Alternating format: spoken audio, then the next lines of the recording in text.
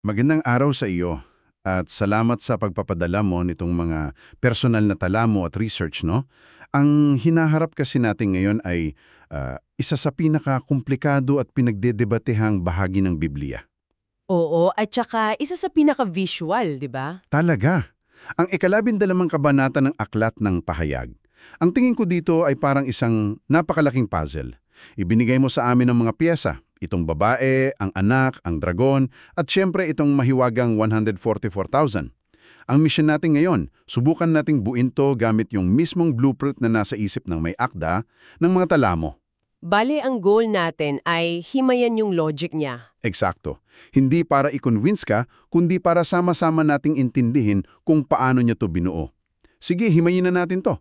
Sige, pero bago natin pagdugtong-dugtungin yung mga piyesa, mahalaga sigurong malaman na itong buong interpretasyon marang nakatayo siya sa 5 matibay na haligi. 5 premises, kumbaga. Oo, 5 premises at kung maintindihan natin itong 5, mas madaling masusundan yung buong logic. Okay. Una, ipinapalagay niya na yung 144,000 sa Kabanatang 7 at Kabanatang 14, iisang grupo lang yan. Okay, isang grupo lang, hindi magkaiba. Oo. Ikalawa, sila rin daw yung tinutukoy na 2 saksi at ang unang bunga. So doon palang pinagsasama na niya yung mga konsepto. Tama. Ikatlo, si Satanas daw itatapon dito sa lupa sa panahon ng ika-5 trompeta. Napaka-espesifiko, no? Oo nga. At bago ka magpatuloy dyan sa iba, para lang sa kapakanan ng lahat, mabilis lang. Itong mga trompeta at selyo, ito ba yung parang mga major events o yugto sa timeline ng pahayag? Eksakto. Isipin mo sila bilang mga chapter markers o mga signposts sa timeline ng mga huling araw. Okay, gets. Para mga yugto, sige, ano yung ika-4? Ika-4, yung pagtatatak daw sa 144,000, matatapos yan sa pagbubukas ng ika-6 na selyo.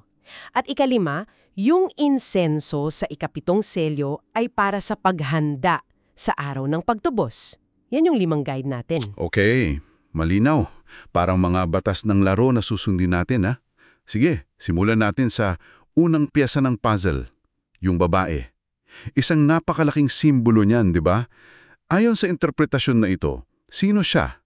At bakit daw napaka-critical na tama ang pagkakakilalan sa kanya? Ayon sa source mo, ang babae ay kumakatawan sa simbahan. Pero ang fascinating dito, mayroon siyang 2 yugto. 2 identity, kumbaga. 2 yugto? Paano yon? Bago siya manganak, siya raw yung Israel ayon sa lahi or bloodline.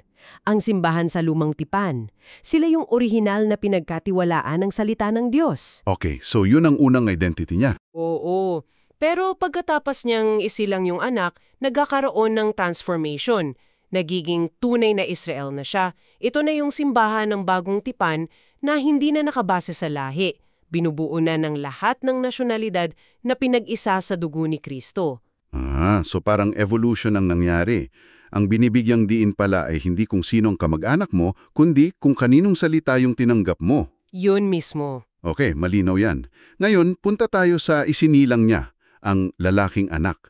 Malinaw sa source na ito raw ay si Jesus, pero may kasamang warning na marami raw ang nalilito dito. Ano ba yung panganib doon? Dito raw kasi nag-uugat ng maranging maling timeline. Kinukonfirm niya na oo, ang anak na lalaki ay si Jesus, siya yung maghahari gamit ang tungkod na bakal. Walang duda doon.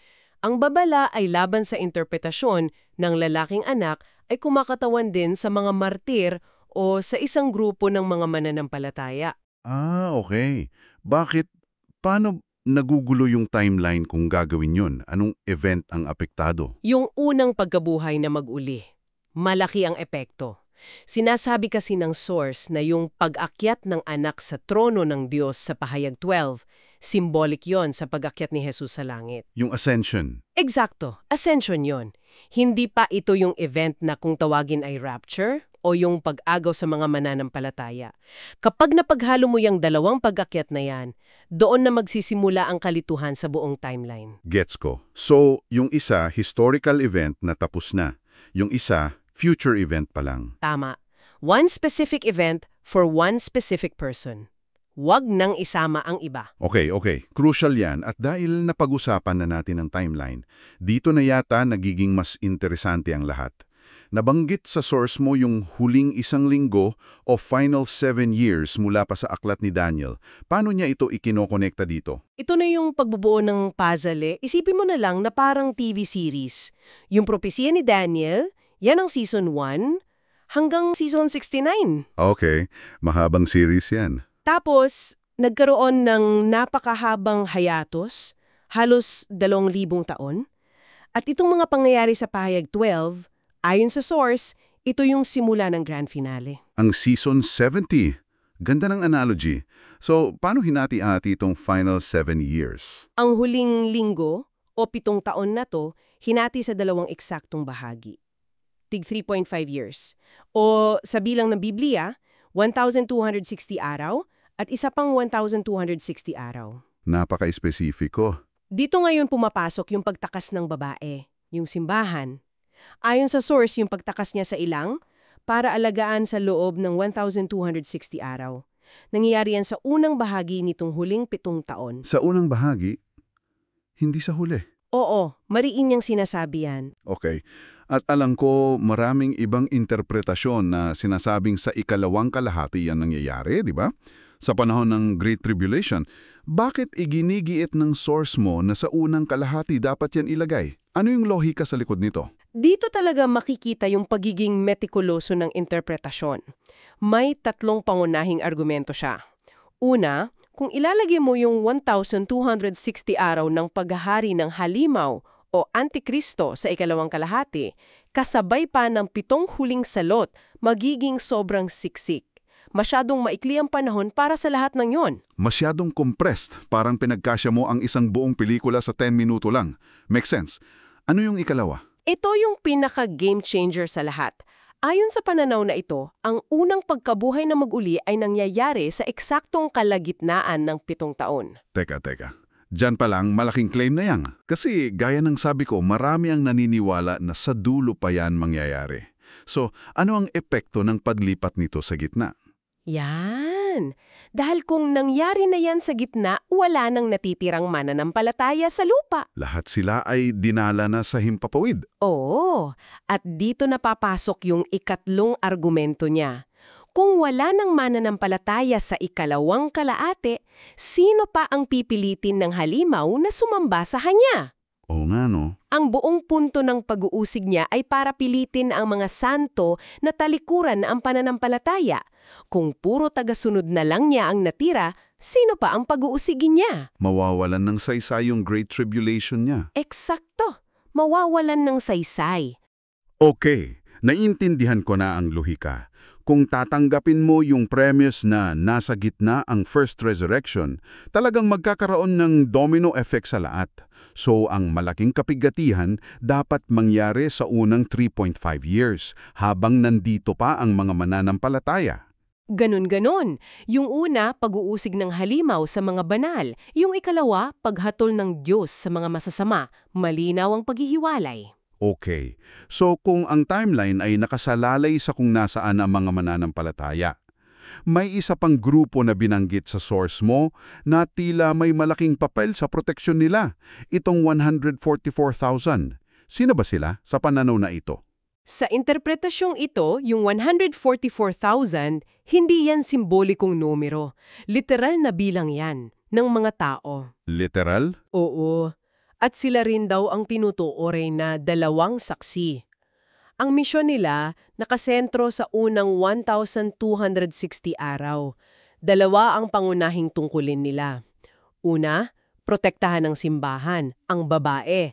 Sila yung inihalin tulad sa lupa na bumuka para lunukin yung ilog na ibinuga ng dragon. Wow, ang lakas ng imagery niyan.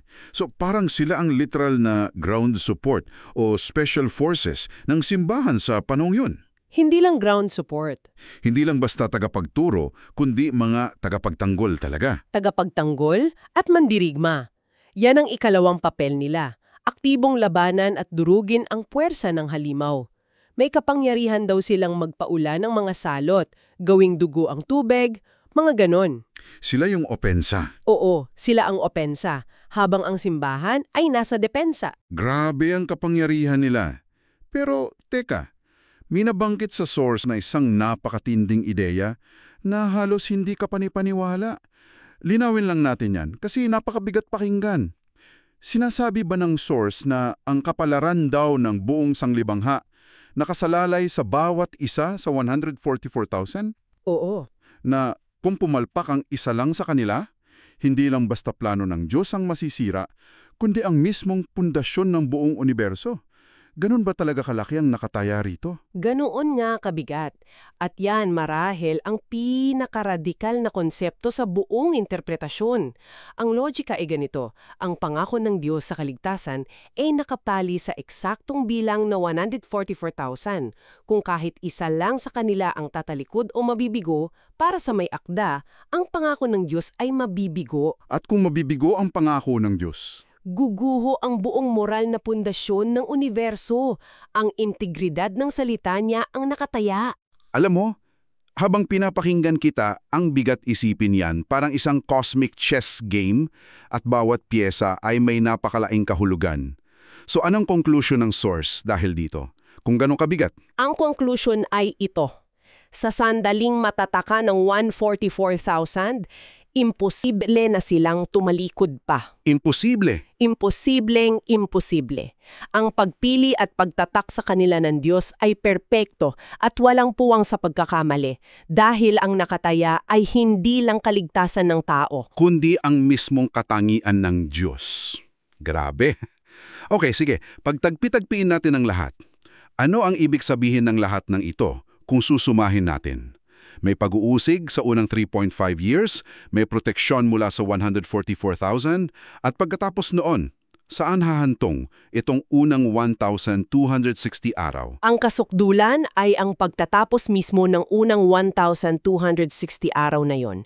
Sa eksaktong puntong iyon, ayon sa source, yung itinakdang bilang ng mga martyr. 144,000, mabubuo na, kumpleto na. Okay, kumpleto na ang bilang. At dahil kumpleto na, tutunog na ang ikapitong trompeta. At sa pagtunog nito, magaganap na ang pinakahintay, ang unang pagkabuhay na mag-uli.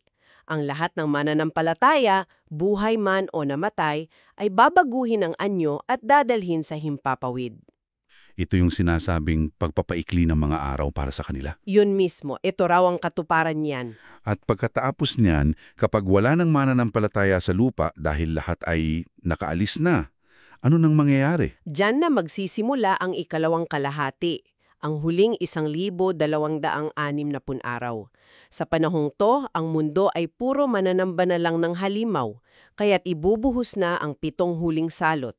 So hindi na ito bagdidisiplina. Hindi na. Ito na ang dalisay na put ng Diyos sa isang mundong totally rebellious. Wala nang banal na kailangang protektahan. At pagkatapos ng mga salot, susunod na yung mga finale events, Armageddon, at sa huli, ang paggapos kay Satanas.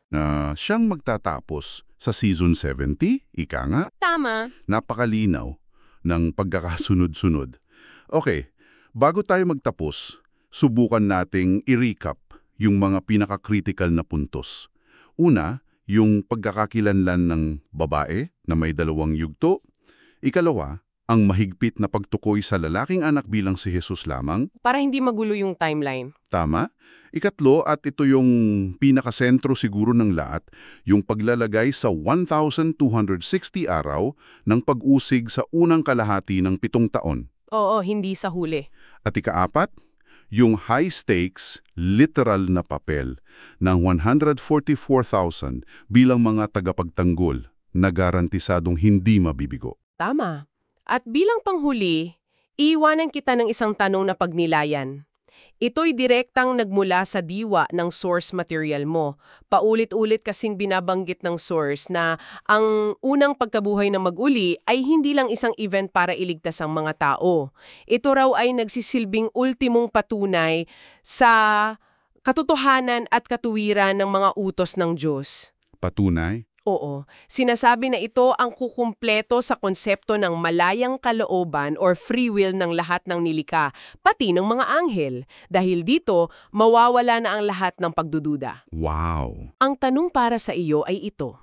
Ano ang implikasyon kung ang isang kaganapan sa kasaysayan tulad ng pagkabuhay na mag-uli ay hindi lang pala para sa kaligtasan ng tao, kundi ito mismo ang huling piyesa na bubuo sa moral na istruktura ng buong Sansonicab? Paano nito binabago ang pagtingin natin sa sakripisyo? Hindi lang bilang isang personal na debusyon, kundi bilang isang kinakailangan sangkap para ma-finalize ang mismong kahulugan ng katotohanan sa buong universo. Isang napakagandang tanong para pag-isipan. Maraming salamat sa iyong pakikinig.